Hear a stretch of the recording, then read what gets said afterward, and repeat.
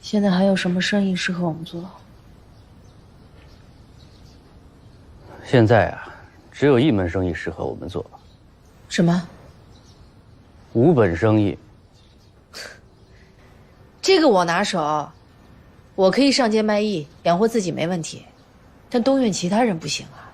哎，我最近跟四叔学了几招，我们可以搭档啊。小五，别闹了。江福奇，你查查我们账上还有多少钱？不用算，我们不仅没钱，反而还倒欠着帮我们种罂粟的佃农的工钱，总共47两银子。那我们现在唯一有的就是这50亩地，要不我们种棉花吧，一年怎么有18两银子的收益？这马上就入秋了，你种什么都来不及啊。明年开春就种。钱呢？买种子的钱，请佃农的钱。从现在开始到明年开春还有大半年的时间，这大半年我们怎么过？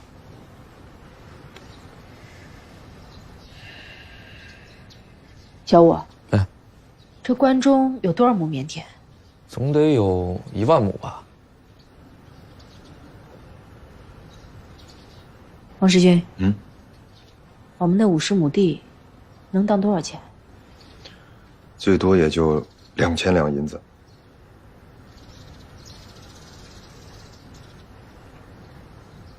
去年棉价多少？去年棉价贱，才60文一斤。60文一斤，怎么都还差2000两？你想做什么呀？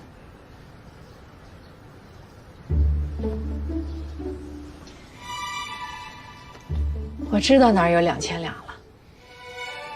你要我把那2000两银子给你？不是给我，是借给我做棉花生意。入秋之后，我连本带息一起还你。不行，不行，咱们娘俩以后得靠这笔钱养老呢，说什么都不能动。养老，这2000两银子哪儿够啊？我算过了，把不用的丫头跟小厮都打发了，我自己再绣绣花，打打结子，再加上那50亩地，你、我、张妈能过下去。那还不如借给我搏一搏呢。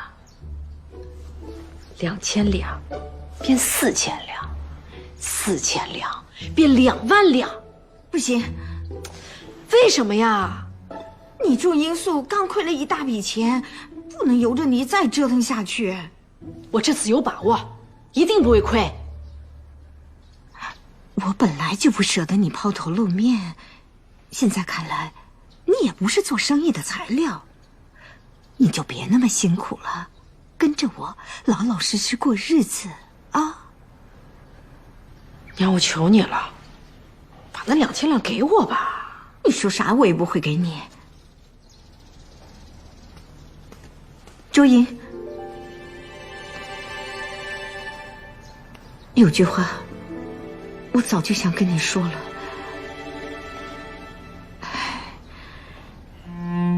你要愿意留下，咱们娘儿俩就相依为命一辈子。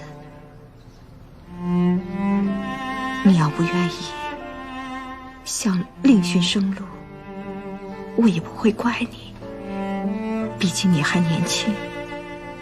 娘，你这是要撵我啊？不是撵你，东院不是以前的东院了，没必要再拖着你。这以前东院有钱的时候，你们撵我，我就没走。现在东院没钱了，我更不走。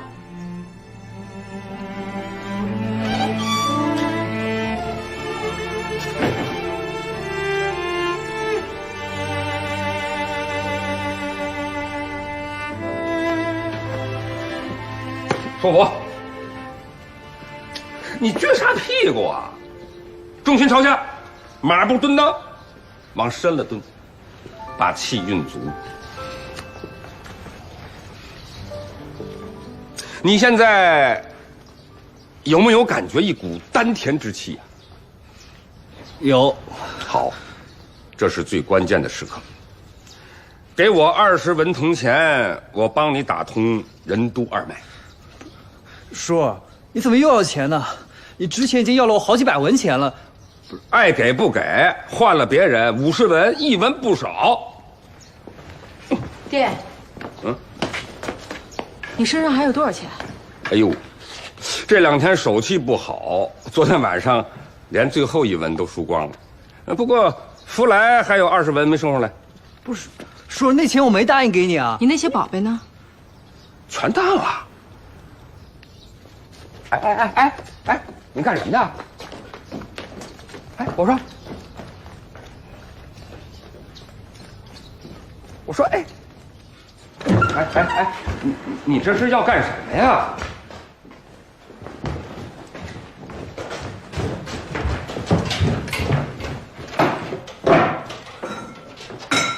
没有，真没有。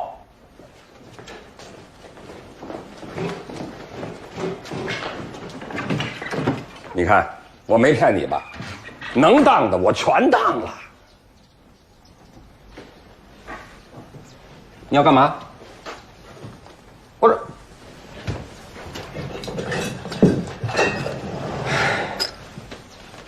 这是什么呀？这是我的东西啊。这里面没有一样东西是你的。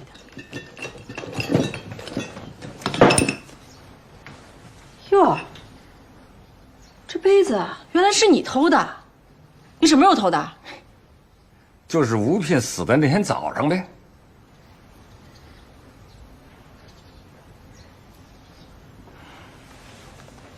福来，哎，把这些东西都拿去当。哎，别！哎，这些玩意儿不值钱，最多也就能当50两银子。至少能把佃农的工钱给还上。哎，总算是找到了50两，还有2000两，上哪儿去找啊？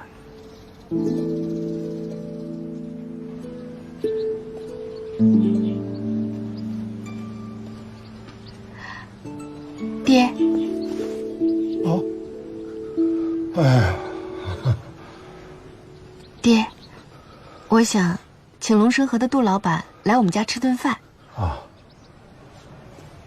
你说什么？你能平安回家，全靠他帮忙。他？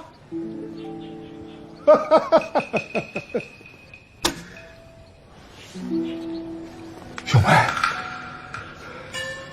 请记住，这个人绝不能走进我们家一步。你这辈子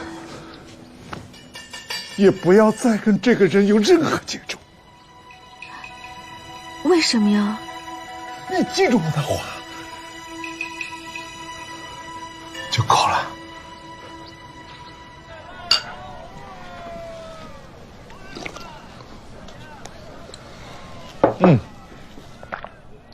哎呀，真是周莹无意当中的一句话，一下点醒了我。原来还有这么回事儿。这救命之恩，你怎么也得拿出点银子来报答吧？我当初救周莹的时候，可没找你要救银子。行，我们2清了。2清就2清。你呀，别以为我占你的便宜。你救周莹就1条命，可周莹一句话救了你们全家。你说的没错，四叔。我代表我们全家谢谢你。好。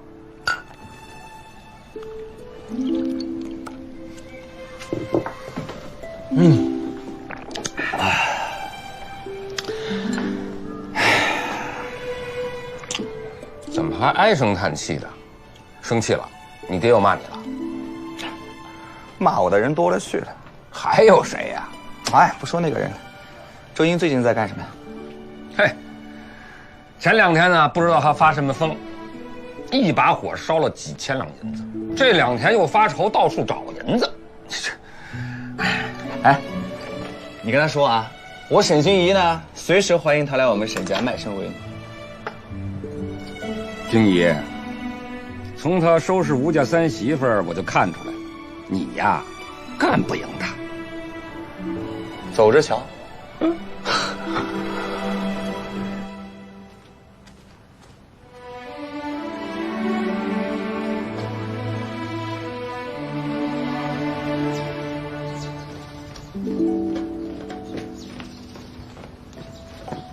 少奶奶，你蹲这儿干嘛呀？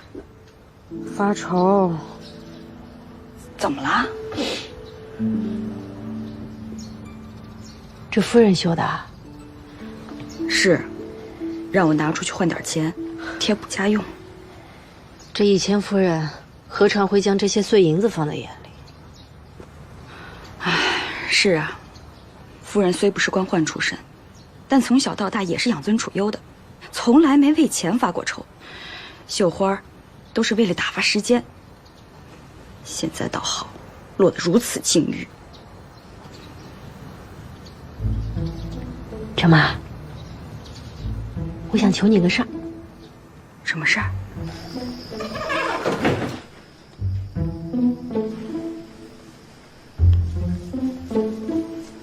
张妈，你太厉害了，你怎么找到的？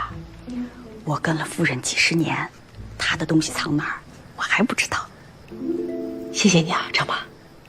少奶奶，从你拉拢二爷、四爷，帮助夫人起，我就看好你。你可千万别辜负我啊！不枉我帮你这回。放心，这2000两我一定能翻本。可如果夫人发现了，就按照我们之前说的，全算我的。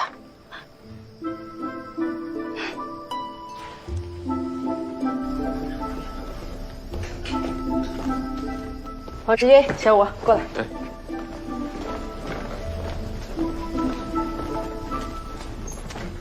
2000两银子。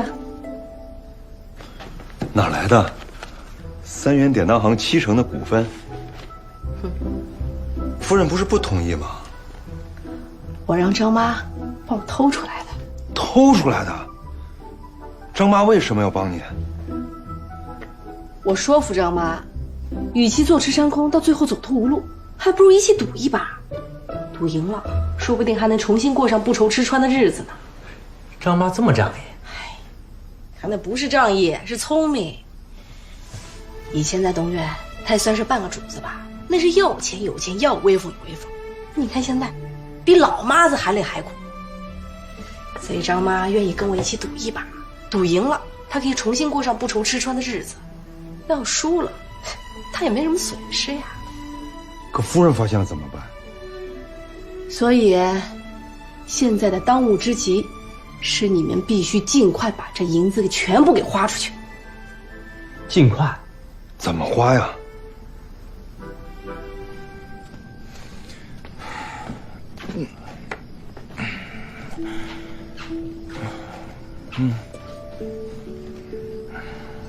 爹，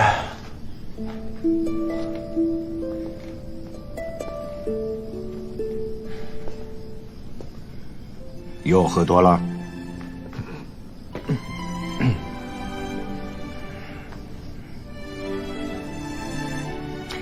我想让你当药材行的2掌柜。我不当。什么意思？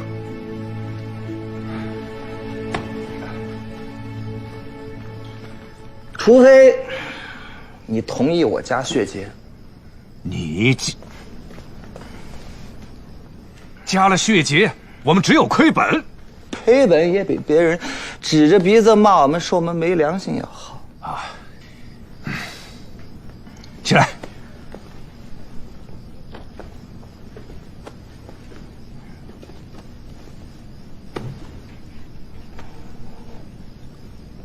以前我处处讲良心，但结果得到了什么？现在我们沈家要名，有名；要利，有利。我们的名都是拿不义之财买来的。放肆！我说错了吗？星儿，我知道你担心什么，但这次的事让我看清楚了。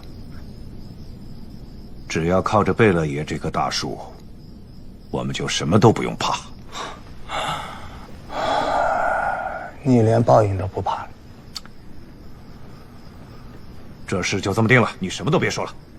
我跟你说，我一定不会跟那个杜明礼打交道。你不跟明礼打交道，你就什么都做不了。大不了我继续回沈家做我的败家子。才好了几天啊啊！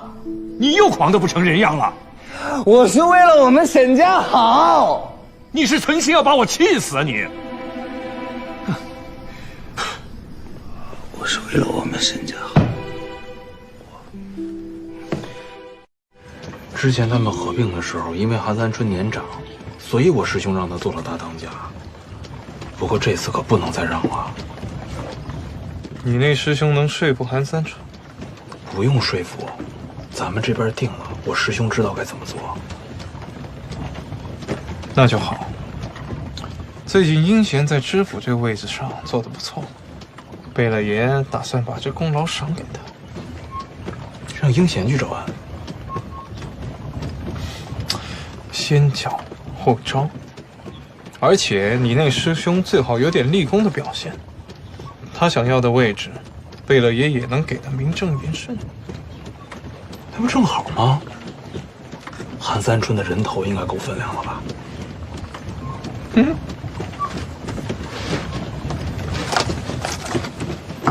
晚点啊，晚点。停车！停！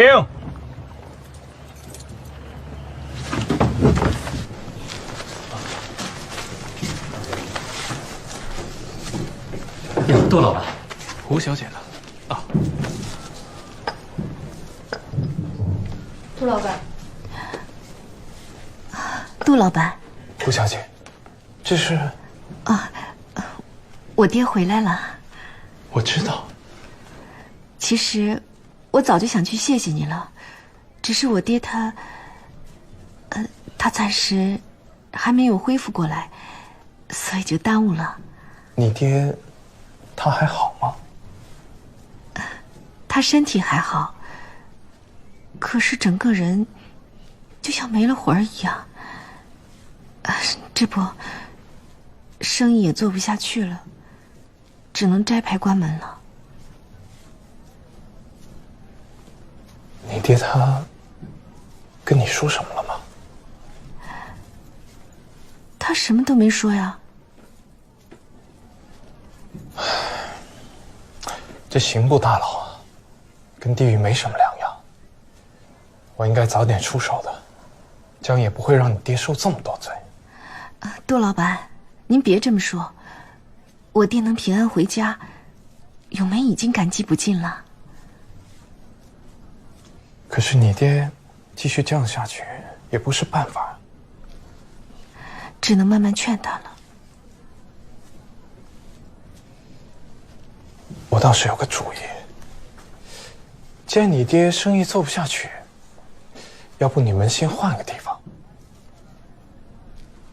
我的意思是，先把你爹带出去走走，这样或许能让他好得快一点。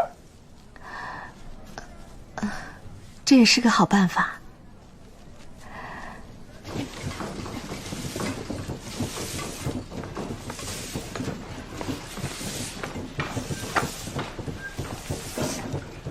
二少爷，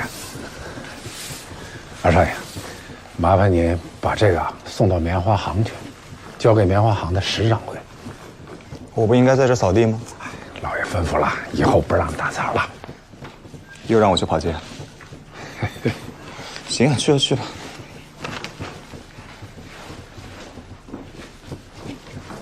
哎，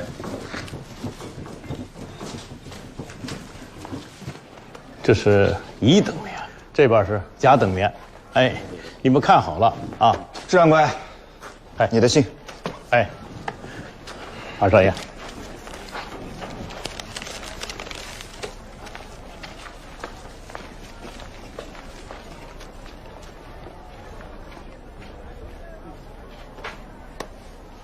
信你也看了啊，没什么事，我先走了。二少爷，请留步。怎么还要我搬货？你不知道信里的内容吧？那我哪敢看？老爷任命你为棉花行的2掌柜，从今天开始你就跟着我。你说什么？你看。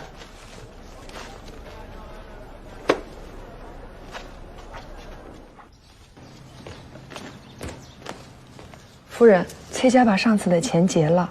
啊，好。行了。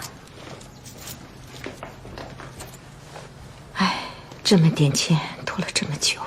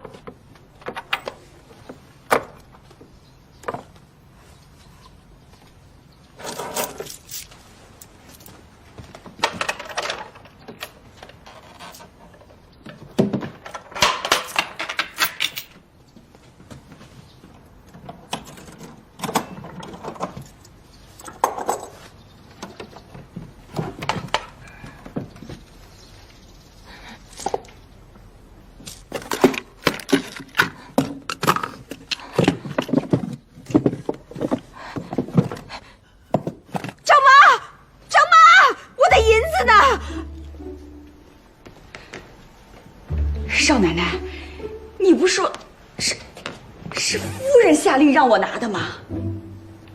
对不起，张妈，我骗了你，夫人从来没这么说过。哎呀，你怎么这样啊？你为什么偷我的银子？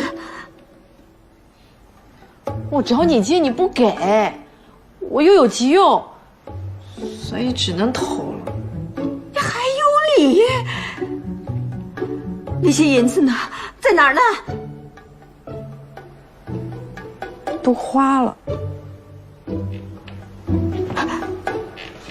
你说什么？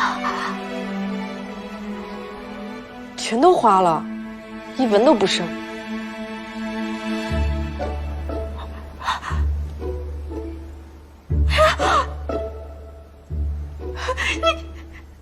你这个忤逆不孝的东西，你去悬崖，去悬崖啊！报官！什么？正式状告周莹？是，婆婆告儿媳偷盗。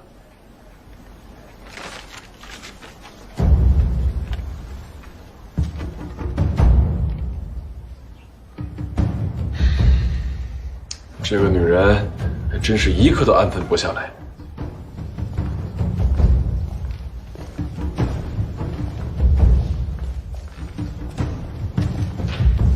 请赵大人做主，为民妇做主。周莹，你婆婆状纸上所说，可是事实？是，句句都是事实。赵大人，我错了，请你责罚。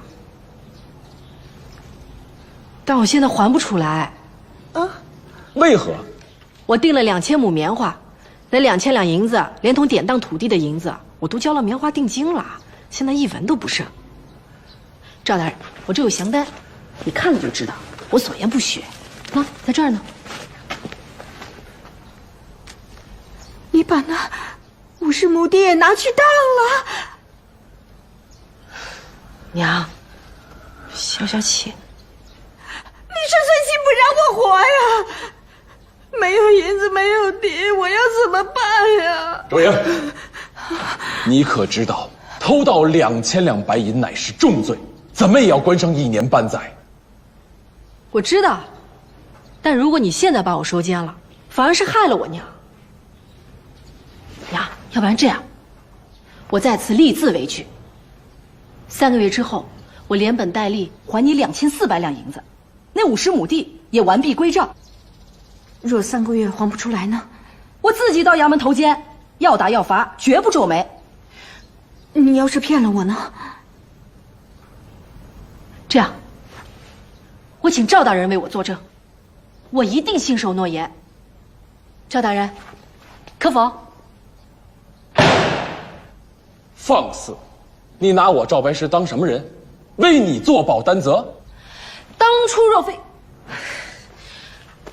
初若非赵大人教导，我怎会突然醒悟一把火烧人的因素？所以你当保人理所应当。周莹，你行为不检，目无尊长，视法纪为无物。今日我若不再重罚于你，整个泾阳的风气将被你败坏。来人，来，将民妇周莹拖下去，打3大板。别打！赵大人，我撤诉了还不行吗？你想告就告，想撤就撤。你拿我这县衙大堂当什么地方？哎，赵大人，你看我娘都说不告我了，你就饶过这一次吧。啊，赵大人，哎呦！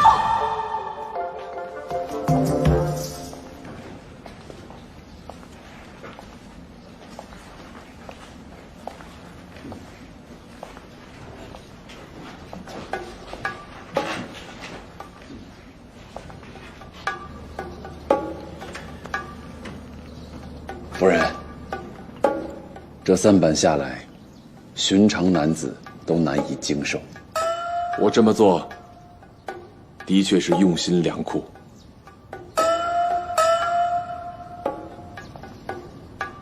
你火烧罂粟，赵某佩服不已。虽说你心有良知，但如果不及时匡正，很容易走上邪路。所以，我打你这3板，就是希望你能痛并思痛，从此收敛心性，走上正路。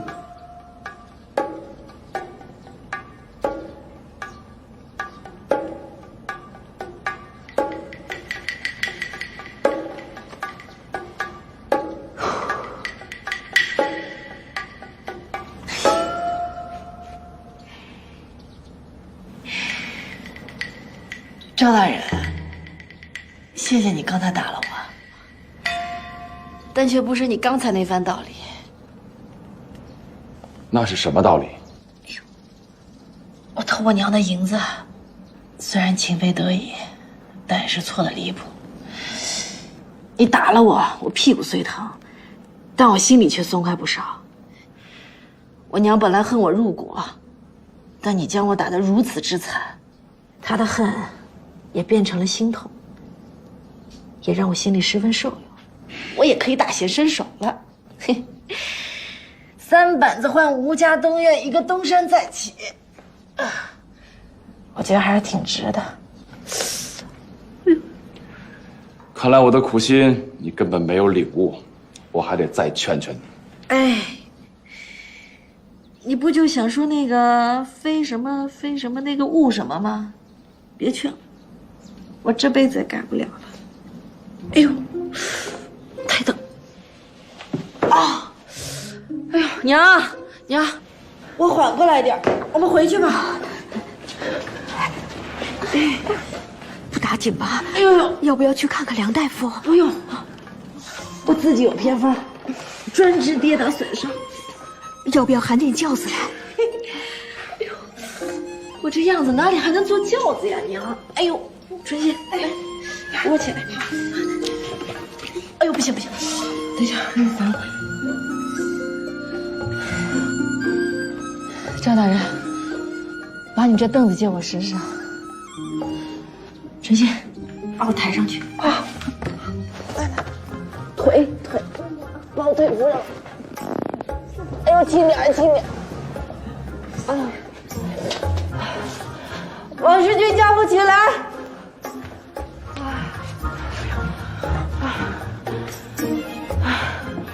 启动，回府。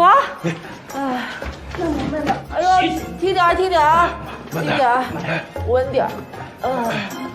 别晃！来，小虎。哎呦，别接，疼死我了！轻点，来，轻点，稳点。哎呦，别晃！稳点儿。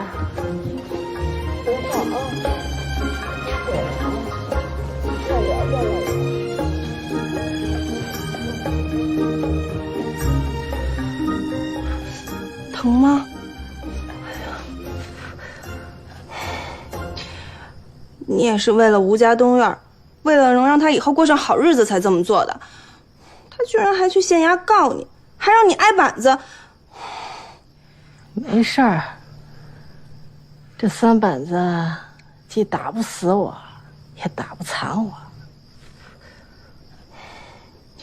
少爷一走，孩子一掉，说白了，你跟东院也没什么瓜葛了。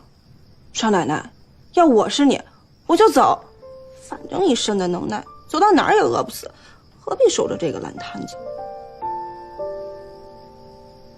可她是吴娉的娘啊，这是吴娉的家呀。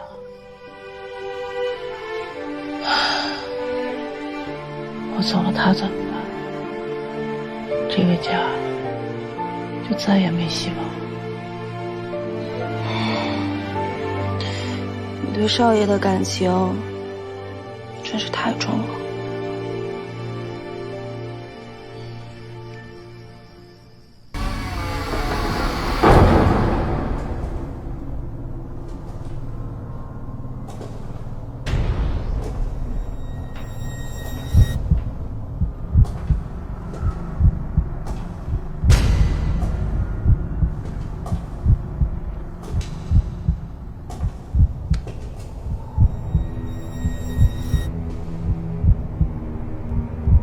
吴老爷，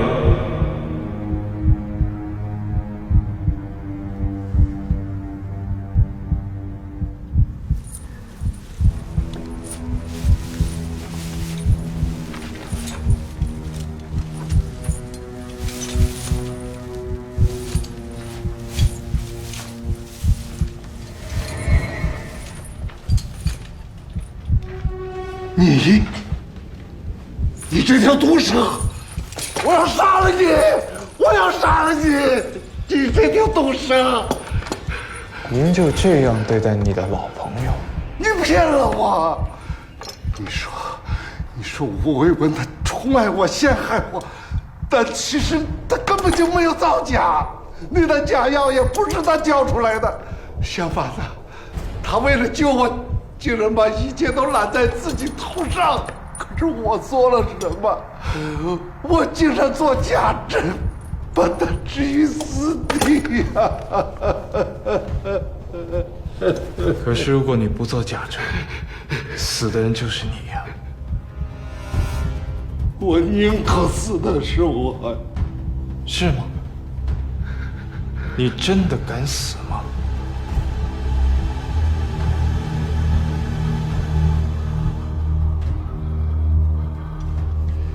吴老爷，说句实话，你死不死，我一点都不在乎。吴为文他死不死，我也不在乎。在我眼里，你们都只是蝼蚁。那你就杀了我。不能杀。虽然在我心里你无足轻重，但是对另一个人来说，你却非常重要。谁？你女儿胡咏梅。你把她怎么样了？她现在很好，她现在在外面到处找法子救你，现在求到我这儿来了。你想怎么样？我决定放了你。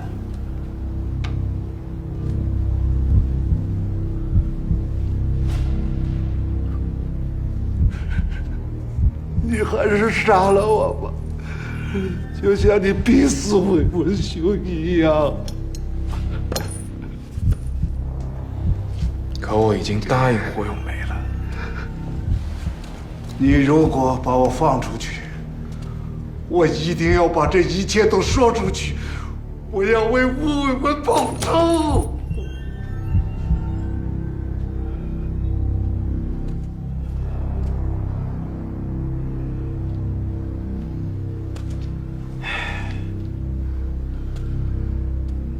不敢。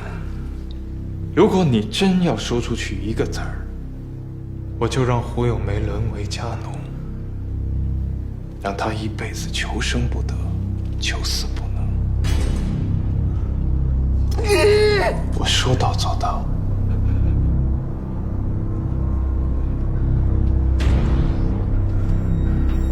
胡老爷，活着才是最重要的，好好珍惜吧。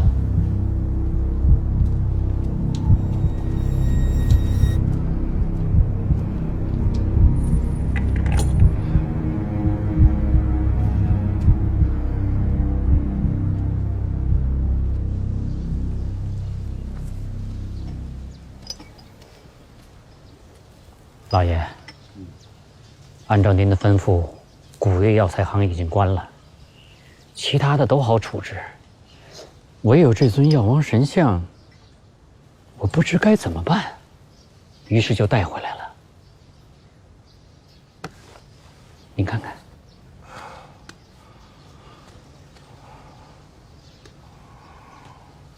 我记得这神像，还是当初开业时吴卫文帮忙请。你这是？哟，你怎么了？哎，老爷，干嘛呀？你怎么了你呀？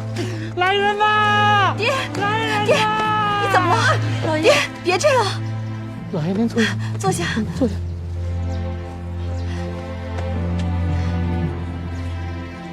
爹，你心里面一定有事，说出来吧，说出来会好一点的。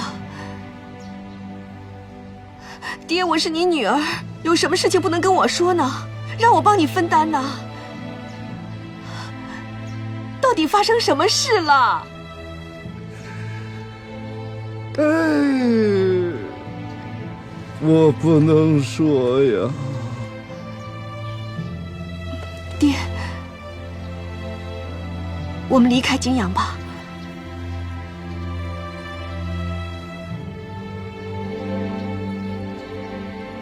去哪儿？去哪儿都好，反正不在这儿待了。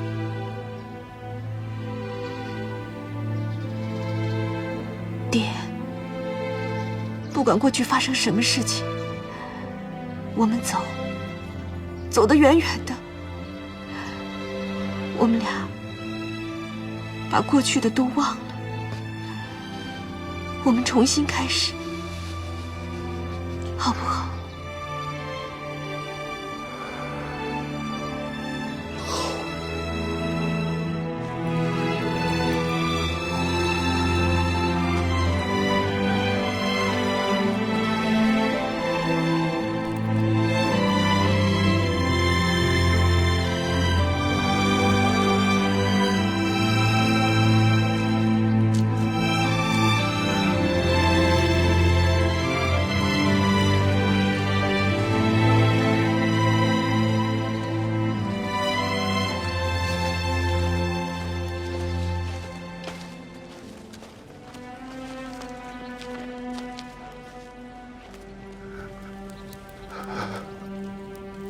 爹，你这样，吴叔在九泉之下也难以心安。咏梅，你不知道，你不知道，是我害了魏文兄，我对不起他呀。你是胡志存，周莹，你刚才为什么说对不起我爹？你做了什么害了我爹？咏梅，我们走。你用松香假冒血节卖给东岳。我没有。事情败露之后，你却诬陷我爹作假。你洗脱了自己，但东岳却因为你家破人亡。你胡说，我爹不是那样的人。当着我爹的面，你告诉我，我刚才说的是不是真的？当着我爹的面，你说，你为什么要陷害他？不，那不是真话。不是你还能是谁？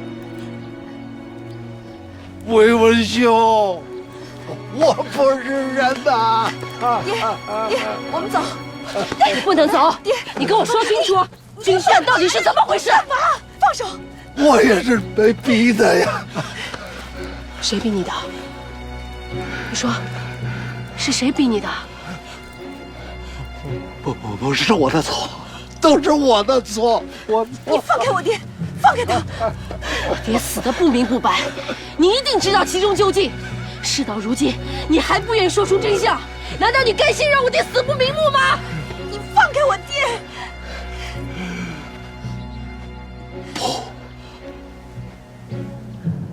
我不能说。为什么不能说？为什么不能说？你说，为什么不能？来，爹，我们走。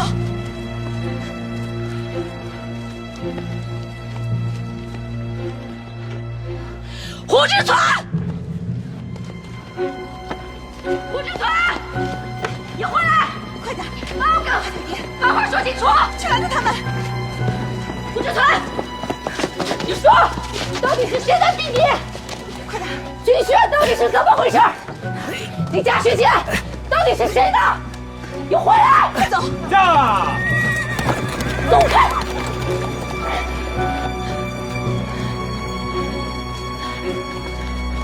就算你跑到天涯海角，我还是会找到你。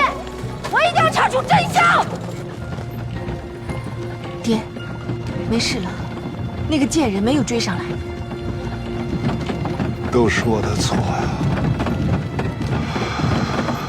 我犯下了大错。爹，我不知道那军需案到底是怎么回事，我也不想知道。我只认一件事。你是我爹，哪怕你错了，你也是我爹。可是我不是人呐，我不是人。爹，没事儿，只要我们离开泾阳，一切都会结束的。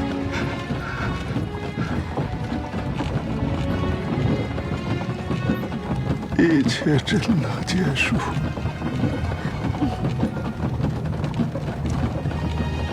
胡志存回家了，祸都是他惹的。现在老爷不在了，他还完好无缺的回家了，这还有没有天理呀？我能感觉得出来，他对陷害爹的事情也十分愧疚，而且他一定知道军需案的真相。可惜胡勇没把他给拉走了，我什么都没问出来。可知道了又怎么样？老爷也回不来了。爹诚信一辈子啊，不能被这个作假的名头死。我们东院就算破产，也不能因为作假破产。对，我们明天就去胡家一趟。娘，你打算怎么做？我要问问胡志存，他的心到底是怎么长的？他胡家之所以有今天，老爷当年可帮衬了不少，就算不念恩，也不能恩将仇报呀。娘，要不这样，你明天啊，就跟他讲讲以前的事情，动之以情，说不定还能让他悔悟。爹，吃饭了。好。秀梅，你也到上陪爹喝2盅吧。好。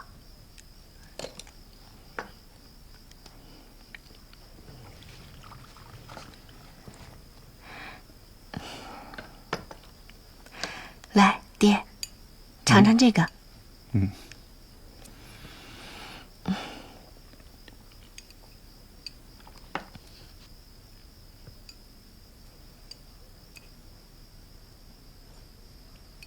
我和你吴叔啊，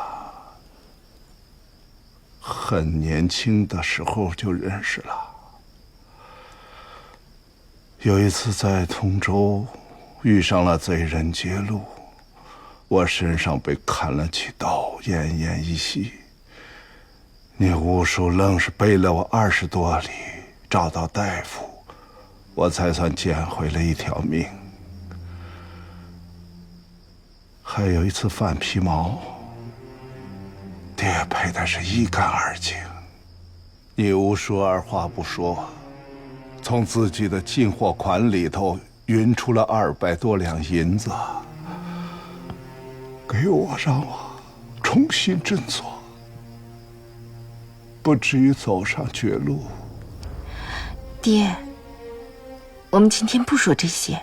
哦，好，不说这些。那说说你吧。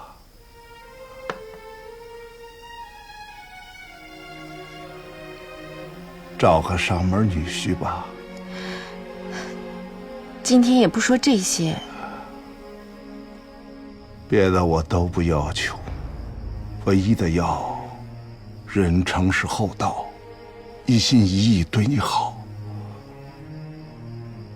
不过你记住，钱你得自己拿着。我不嫁人。傻闺女，哪有女孩子一辈子不嫁人的？我就不嫁。爹攒下的钱都在你娘陪嫁的那个箱子里，但你要记住，千万别做生意。你拿这些钱去置买些地，收租过日子，能平平安安活一辈子，那就是最大的福分喽。你怎么突然间说起这些呀？没什么呀。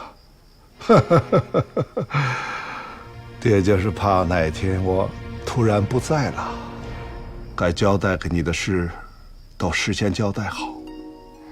怎么会呢？咏梅，你哪儿都好，就是脾气直，太任性，遇事不知道脑筋拐弯儿。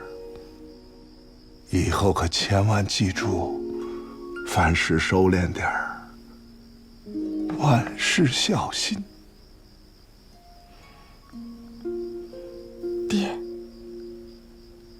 我知道了。好。那你是打算去江浙还是湖广？你要去哪儿，我就去哪儿。爹不能陪你一辈子呀。我就要你陪我一辈子。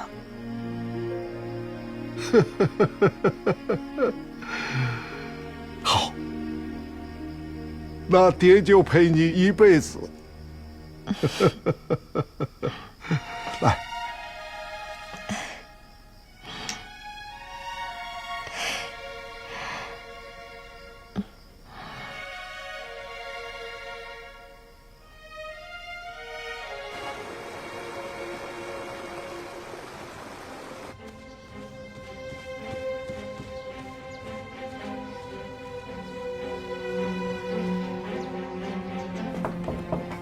老爷，吃饭了。老爷，吃饭了。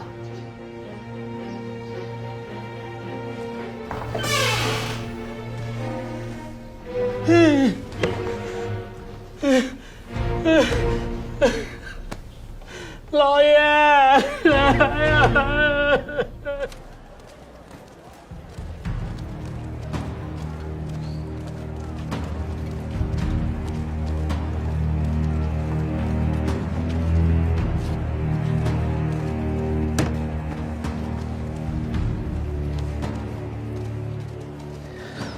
难道他们知道我们要来啊？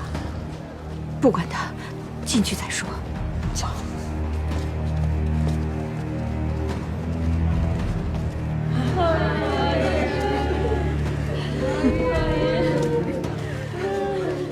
怎么了？昨天晚上，我们家老爷上吊了。怎么会这样？小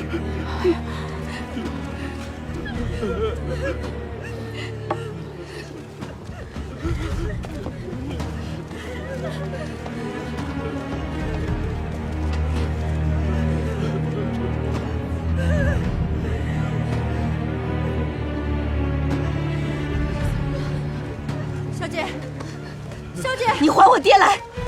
你还我爹来！你还我爹来！你疯了！你爹死关我什么事？就是你昨天说的话，逼死了我爹！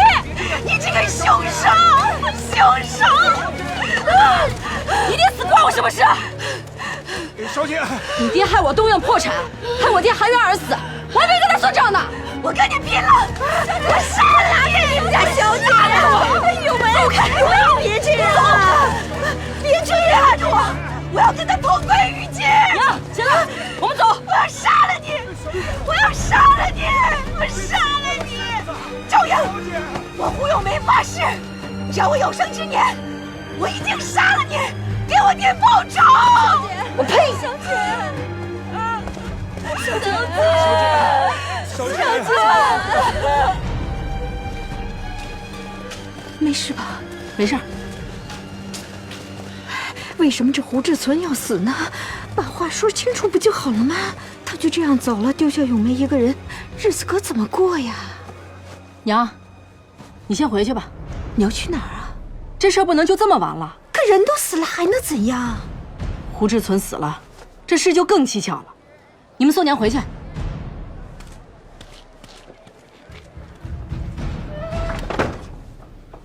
胡志存上吊自杀了。若不是心怀愧疚，他又怎么会自尽？若不是军需案另有隐情，他又怎么会心怀愧疚？你仍然坚持吴伟文是清白无辜，造假的都是胡志存一人，不然没法解释这种种疑点。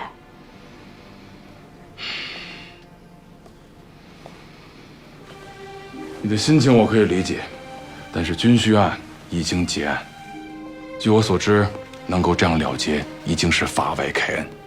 如果我是你，不会再节外生枝。如果你是我，只怕会更加穷根究底。只可惜我是个女的，没法亲身去追查。这样吧，我再去帮你问问，尽快给你一个详尽的答复。唉，那就多谢赵大人了，我先告辞了。夫人，你的伤好了？好了，都没事了。谢谢赵大人关心。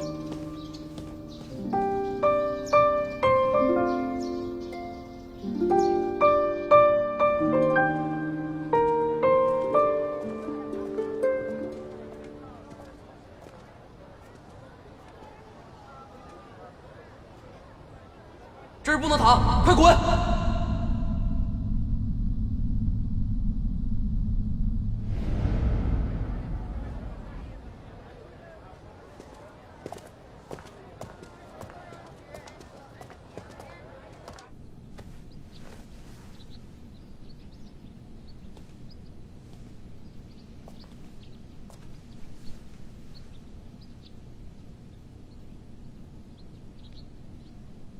胡小姐，你先起来歇息一下。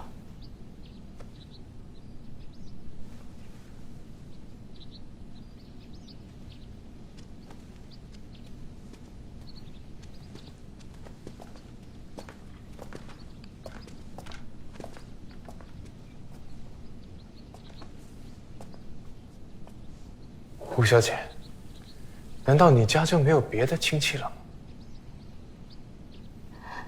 有很多，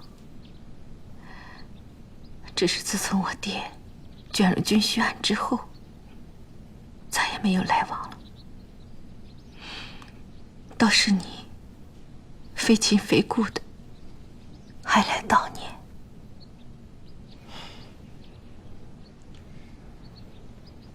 胡小姐，那你爹走之前跟你说什么了吗？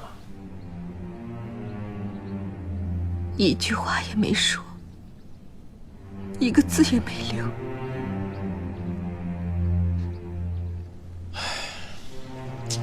都回家了，怎么还想不开呢？因为有人逼他。谁？吴家东院的周莹。他为何要逼迫你爹？他说我爹陷害了吴卫文，一定要我爹说出什么真相。我爹早就答应了我们一起离开泾阳，但现在却因为他那番话。就我所知，军需案作假全是吴伟文主使，而你爹是被牵连进去的，这怎么可能怪罪你爹呢？我爹死得太冤了。吴小姐，请安睡眠。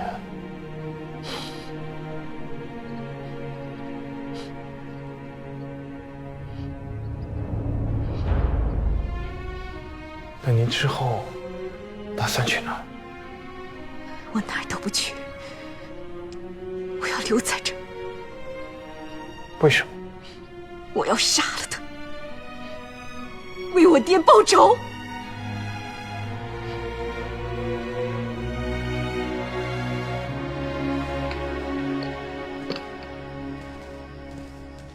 白师啊，最近如何？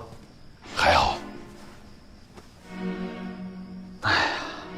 你的事，当初李大人也力保过，但是贝勒爷呢，却不依不饶，也只有让你暂时受些委屈了。哪里谈得上什么委屈？是我处置不当，调查不力，我应当受的惩罚。最近一段时间，内务府的很多采买事宜，贝勒爷都是直接交给泾阳的沈家，你知道是为什么吗？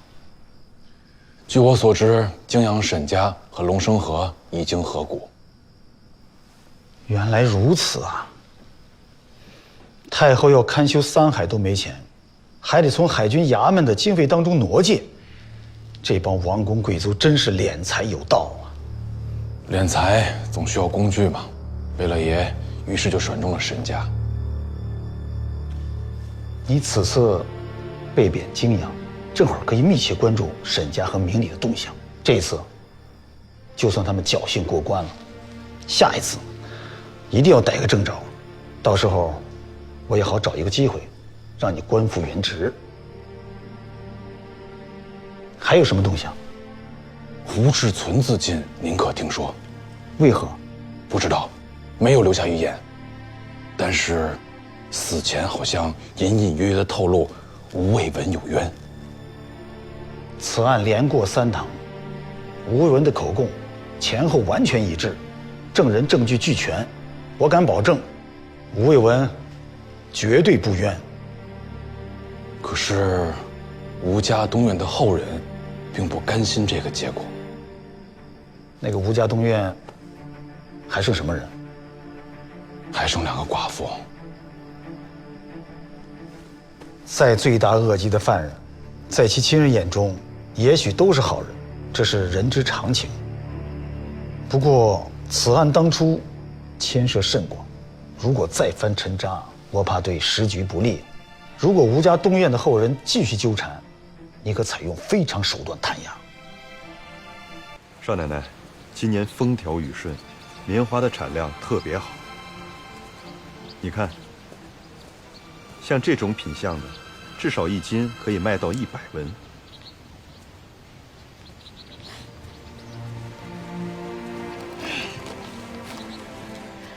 还了我娘的银子，再把地赎回来，今年至少能赚2万两。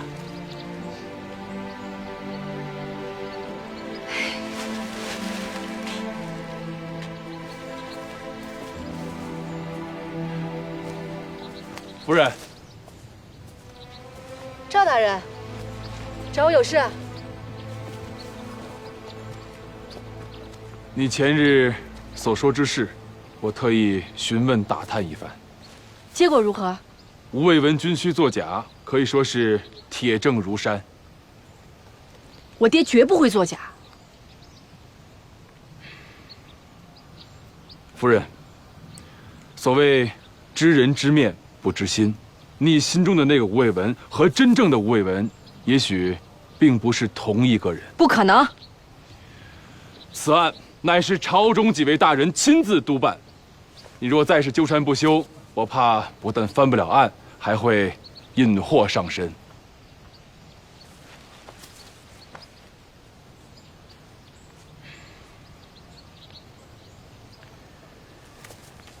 夫人，我还有一句相劝：吴家东院虽然遭遇大祸，不复从前，但你的身份仍然是大户人家的少奶奶，也应当遵守原来的做派。赵大人，你是不是又想说，我应该大门不出二门不迈啊？理当如此。可现在吴家东院就剩一个寡母一个我再不出来干活，那我们吃什么喝什么呀？哎，我知道，你要说饿死师小，失节师大，可我现在还不想死，我还有很多事情要做呢。失陪了。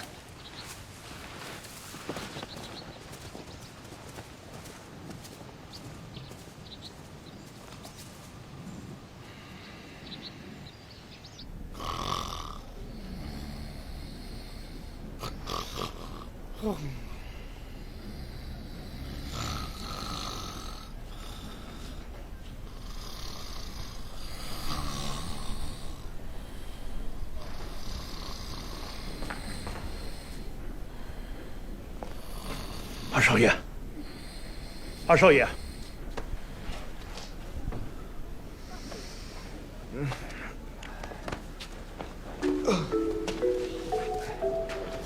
哎，怎么了？情况不对啊！往年这个时候呀，来卖棉花的棉农早就排起了长队。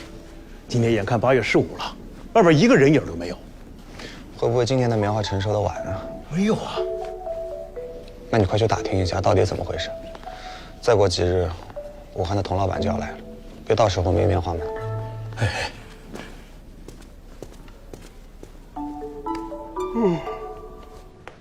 我这趟看下来，就属咱们订的棉花长势最喜人，就这2天，都准备开始采摘。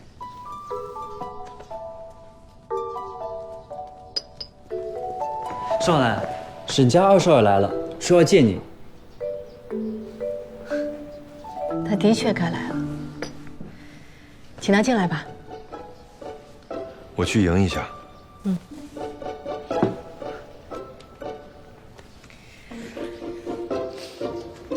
沈少爷，里面请。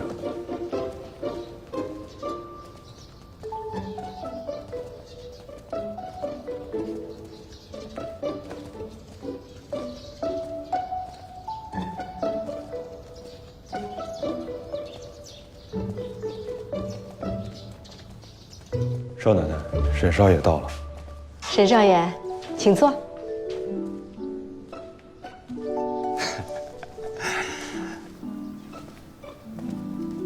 哎呀，我发现从正门走啊，舒服多了。沈少爷，请问你找我有何事？啊，我听说你提前3个月收了些棉花。是。收了多少？不多，80万斤。80万斤啊！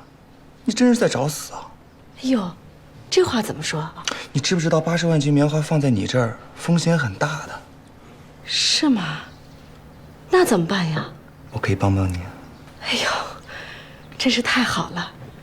怎么帮呀？全卖给我。没问题。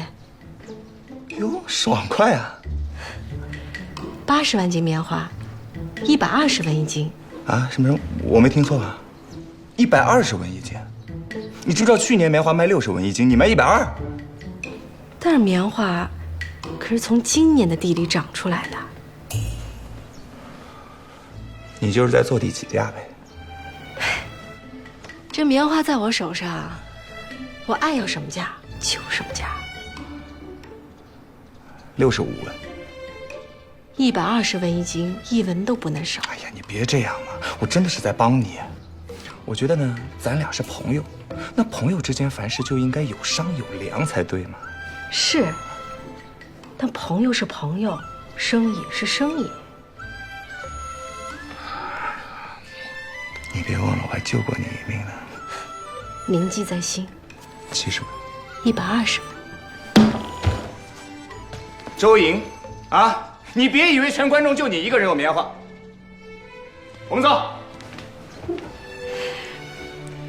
这关中还就只有我一人有棉花。不行，人家东院已经付了定金，这片地的棉花都是人家的了。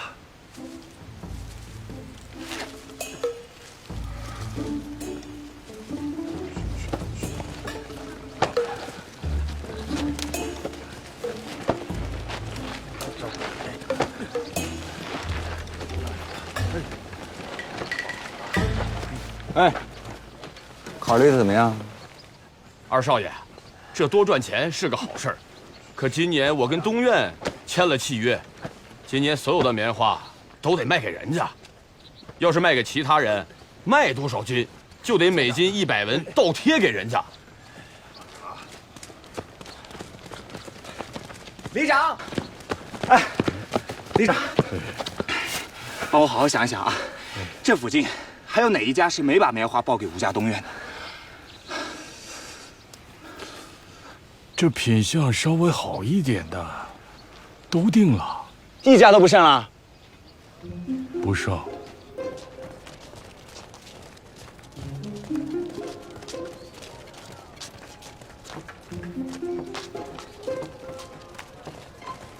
哎，停！停！落轿。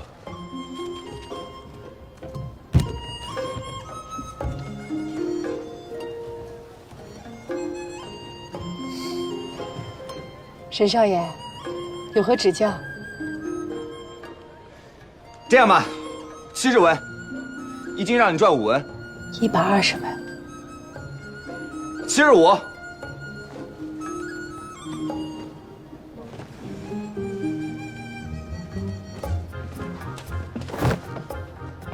周云，你到底要怎么样啊？我要赚钱。我已经让你赚10文了，你还嫌不够啊？不够。那你要多少？这样吧，看在咱们俩相识一场的份上，我给你115。你这个价格我没法做了。没法做，那就回家爬墙上树、摔盆打碗、唱歌划拳吧。起轿。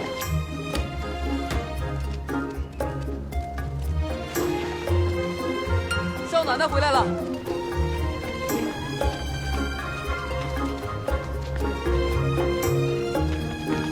停！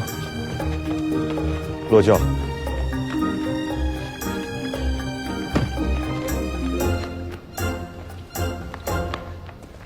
少奶奶，小五，佟掌柜已经到泾阳了，住云来客栈。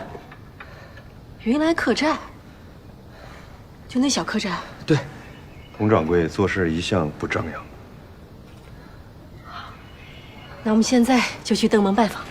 少奶奶，你就这样去吗？有问题吗？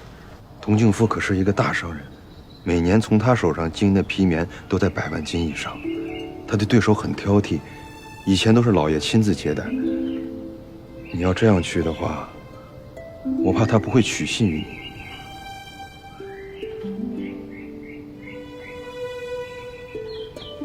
好，我明白了，我得有个豪门大户、当家少奶奶的样子。